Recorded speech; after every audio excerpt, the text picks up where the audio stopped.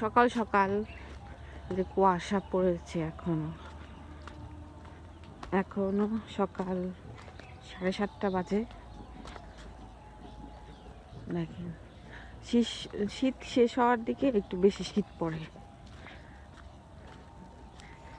আজকে এই যে আমাদের সামনে এগুলা ভুট্টা ক্ষেত, ভুট্টা বনেছে। শান দেখো যে কত বড়ই পড়েছে পাকা পাকা। এই যে বড়ই পাকা শুরু করে দিছে। কি করো তুমি? ধনিয়া পাতা তুলো? না, আমি শুধু আলু গাছ আর ভুট্টা গাছই দেখি, ধনিয়া গাছ কই? বড় হয়ে গেছে ধনিয়া গাছ। আমার সুন্দর ভিডিও করতেছ।